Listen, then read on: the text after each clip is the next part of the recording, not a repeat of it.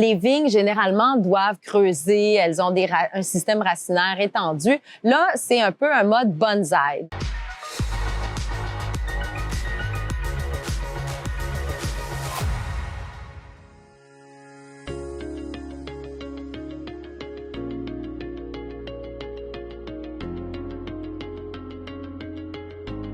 Vigne en ville, à la base, était un projet d'étude qui visait à comprendre le comportement des vignes rustiques sur un toit comme mode de végétalisation pour les villes. Vigne en ville est le deuxième projet à faire ça au monde, le premier étant Rooftop Reds à New York.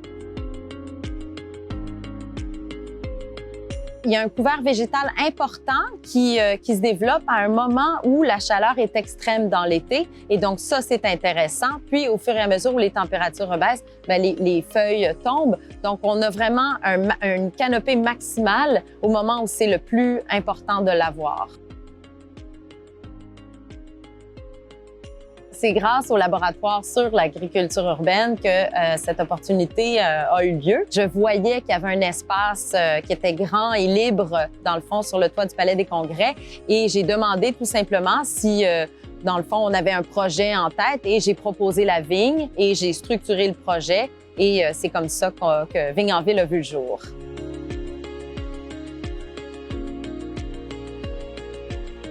Il y avait deux objectifs principaux. Le premier étant de voir si la vigne était une plante candidate idéale pour la végétalisation des toits. Et le deuxième objectif était de recycler le verre, puisqu'à l'échelle du monde, il y a une pénurie de sable. Et donc, quel est le lien entre le verre et le sable? En fait, c'est que le verre broyé est en fait de la silice et ressemble à du sable. Donc, imaginez, vous êtes un consommateur, vous aimez du vin, vous buvez votre vin, vous mettez la bouteille dans le bac de recyclage.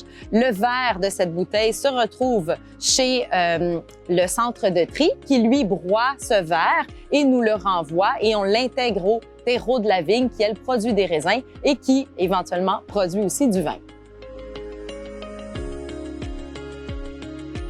Les vignes, généralement, doivent creuser. Elles ont un système racinaire étendu. Là, c'est un peu un mode bonsaï. Donc, évidemment, la production est assez réduite. On peut compter environ une demi-bouteille par plant de vigne. Et donc, ici, on est arrivé en moyenne, d'année en année, environ à 30 bouteilles.